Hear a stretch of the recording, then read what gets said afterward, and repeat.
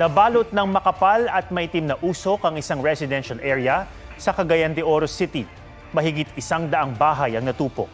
Ayon sa ilang residente, napabayaang niluluto gamit ang butane gas canister ang pinagmula ng sunog. Inumpisahan na ng Department of Justice ang investigasyon laban kay dating Pangulong Rodrigo Duterte. Ayon kay Justice Secretary Jesus Crispin Remulla, sakop ng investigasyon na pinangungunahan ng binuong task force sa extrajudicial killings ang panahon noong mayor pa ng Davao City si Duterte hanggang sa maging presidente at ipatupad ang war on drugs. Mga kasong crimes against humanity ang tinitignan ng DOJ na ihain laban kay Duterte. Katuwang ito ng crimes against humanity na pinaharap sa dating Pangulo sa International Criminal Court. Sabi naman ng dating Presidential Legal Advisor ni Duterte na si Attorney Salvador Panelo, bakit hindi nalang maghain ng kaso kung merong ebidensya? 1 milyong pisong pabuya ang alok ng mga kongresista para sa makapagtuturo kay Mary Grace Piatos. Isang Mary Grace Piatos ang nakapirma sa ilang acknowledgement receipt na inisinumite ng Office of the Vice President para ipaliwanag kung paano nila ginastos ang kanilang confidential funds noong 2022. Tanong ng mga kongresista, totoo ba si Mary Grace Piatos? Konekasyon na rin ng mga mambabatas kung dinoktor o pineke ang mga resibo, lalo't iba-iba ang pangalan ng signatory pero tila iisang tao lang daw ang sumulat at pumirma. Dati nang iginiit ni Vice President Sara Duterte na paninira lang ito. Sinusubukan pa siyang kunan ng bagong pahayag. Sa susunod na pagdinig ng Kamara sa Miyerkules, nasaang dadalo ang ilang OVP official. Inaabangan din kung lulutang si Mary Grace Piatos. 7 magkakaanak ang nasawi sa pagguho ng lupa sa Nueva Vizcaya bunsod ng pananalasa ng bagyong Pepito. May report si James Agustin. Hinagupit ng malalakas na hangin at ulan ng Bontoc Mountain Province sa kasagsagan ng bagyong Pepito. Pabugso-bugsong hangin din ang sumabay sa malakas na ulan sa La Union. Sa Aurora hinampas ng malalakas na alon ang isang resort sa Dipaculao. Sa bayan ng Baler, nilipad naman ang isang yero. Halos payukuin din ang ilang puno. Sa lakas ng hangin sa Nueva Ecija, kusang umaandar ang ride sa isang peryahan sa Bungabon. Nilipad din ang lona ng mga tent. Meron pang tumagilid. Nabuwalang karatula ng ilang establishmento at may tindahang nasira sa tabing kalsada. Lampas taong bahang naranasan sa ilang lugar. Sa Bayumbong Nueva Vizcaya, tila napasayaw ang mga puno at may isang tuluyang nabali. Habang tuloy-tuloy ang pag-ulan, gumuho ang lupa sa bayan ng Ambagyo at natabunan ng isang bahay. 7 magkakaanak ang naiulat na nasawi, kabilang ang 8 taong gulang na bata at ilang pang minor de edad. Namatay rin ang alagang baka sa barangay Bagabag matapos anurin ng baha. Matindi rin ang baha sa Isabela dahil sa pag-ulang sinabayan ng pagpapakawala ng tubig ng Magat Dam. Abot dibdib ang sinuong na baha ng ilang residente. May sumakay naman sa improvised na balsa para makatawid sa baha. Datoy apo. Malawakang pagbaha rin ang naranasan sa ilang bahagi ng Cagayan. Nga may dagbunat. Dagupan City. Gayon din sa Pangasinan kung saan mahigit 1,000 pamilya ang inilikas. Bukod sa mga pagbaha, kabi-kabilang pagguho ng lupa at bato rin ang naranasan sa Luzon, tulad na nangyari sa Quezon Road. Sa pagtama sa kabundukan ng Sierra Madre, humina ang bagyo. Nakakatulong yan. And then, ang isa pang factor nun, sa paghina niya kasi nasa lupa na siya, so yung moisture na i-enhance ng bagyong si Pepito, unti-unti nababawasan kung ikukumpara natin habang nasa dagat siya. James Agustin, nagbabalita para sa GMA Integrated News. Pagkakataon para sa mga mangingisda sa Bicol at Quezon Province ang pagbuti ng panahon para muling pumalaot at makabawi sa nawalang kita bunsod ng bagyong Pepito. Pero ang isang pamilya sa Camarines Norte, hindi pa maisip ang pagbangon matapos mamatayan ng padre de pamilya. May report si Joseph Moro.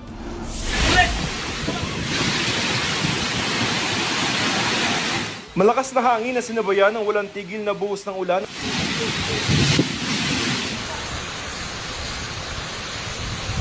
Ang dala ng Super Typhoon Pepito nang tumama sa Catanduanes itong Sabado. Ang mga taga-emergency operations sa bayan ng Biga sinubukan pang isalba ang kisame ng kanilang opisina. Pero tuluyan ding bumagsak. Sa bayan ng Panganiban kung saan unang naglandfall ang bagyo, halos 500 bahay ang nawasak. Nagkalat naman sa Karamuran ang mga puno at materyales mula sa mga nagibang bahay. 27 bahay naman sa Calagos Island sa Camarines Norte ang totally damaged. Nawala ng bubong ang isang classroom ng Banokbok Elementary School. Humupa na ang masamang panahon, pero ang pamilya Santa Rosa may pinagdaraanan pa rin bagyo. Pumanaw kasi ang kanilang padre at pamilya nang sumabit sa mga nakalaylay na kable habang nagmumotorsiklo.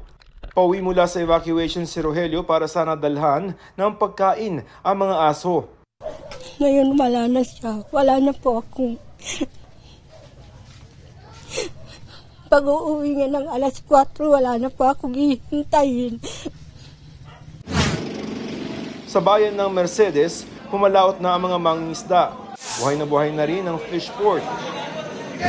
Ang ilang mangingisda sa Tagkawayan, Quezon gusto na rin makapalaot para makapag-ipon muli para mapagawa ang bahay nilang winasak ng bagyo. Marami bagang umaasa sa kita natin sa hanap buhay pang araw-araw. Inihahanda na ng DSWD ang financial assistance sa mga binagyo. Nag-usap na kami ng Gov na aantayin ko yung listahan mula sa provincial government para mahanda naman ng DSWD yung cash assistance para sa mga nasiraan ng mga tahanan. Parallel to that, nakipag-coordinate na rin kami sa DOLE at sa DSUD kasi may mga request ang province na mag-mobilize ng tupad kasi livelihood din sa tao pero at the same time makakatulong sila sa recovery effort. Joseph Morong nagbabalita para sa GMA Integrated News.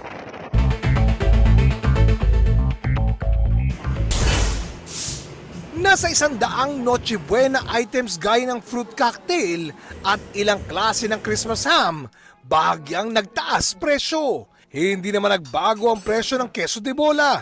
Ang ilang brand naman ng spaghetti at macaroni, bumaba ang presyo.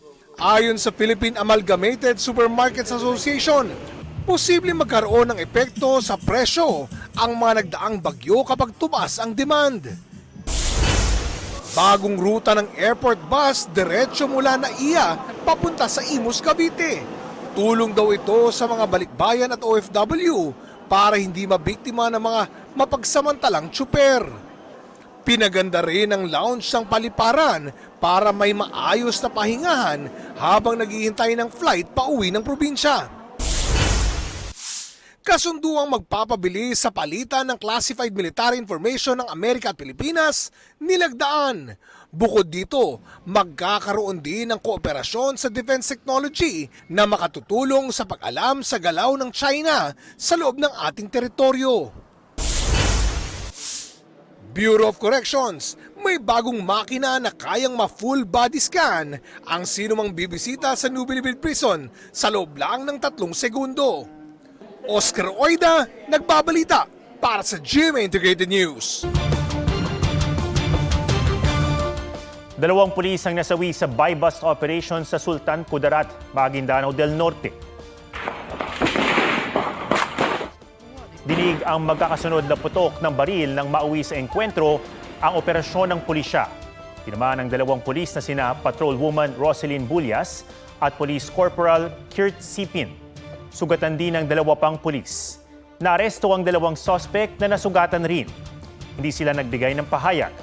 2 iba pa ang nakatakas. Nasabat ang ilang kilo o 1 kilo ng hinihinalang shabu na nagkakahalaga ng mahigit 6.8 million pesos at isang kalibre 45 baril.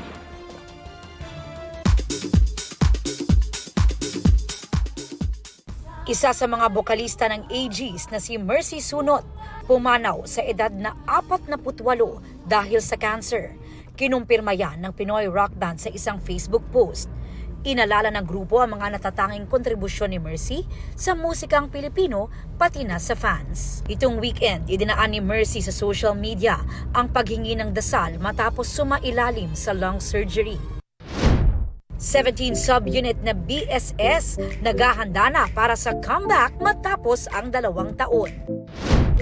BTSV nanalo ng Trend of the Year K-pop for solo category sa Korea Grand Music Awards. Trend of the Year K-pop group naman ang Eunice. 2024 Grand Song at Most Streamed Song ang Supernova ng aespa, habang 2024 Grand Performer ang Day 6. Aubrey Carampel nagbabalita para sa GMA Integrated News. Bumisita sa GMA Network ang mga delegado ng Filipino Young Leaders Program. Nabigyan sila ng pagkakataon na mag-exclusive tour sa GMA Integrated News. Nagpunta rin sila sa taping ng Family Feud kung saan mainit silang sinalubong ng host na si Kapuso Primetime King Ding Dong Dantes. Nakita rin nila si Tom Rodriguez ng Lilet Matias Attorney at Law. Dinalaw rin ng mga delegado si GMA Network First Vice President at Head of International Operations, Joseph Francia. Layunin ng Filipino Young Leaders Program na humubog ng mga bagong henerasyon ng Filipino leaders na magsisilbing tulay sa kanilang komunidad at ating bansa.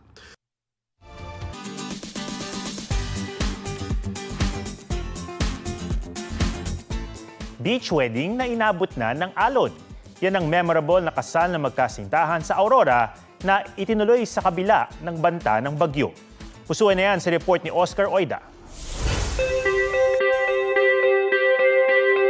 Ito ang araw na pinakahihintay ni Rachel at Reagan mula Aurora. Ang kanilang pag-iisang dibdib, pero napalitan ito ng kaba sa dibdib dahil itinaas sa probinsya ang signal number 3 dahil sa bagyong Pepito. Patunayan na lang natin na wala talaga makakabigil sa atin kahit bagyo man.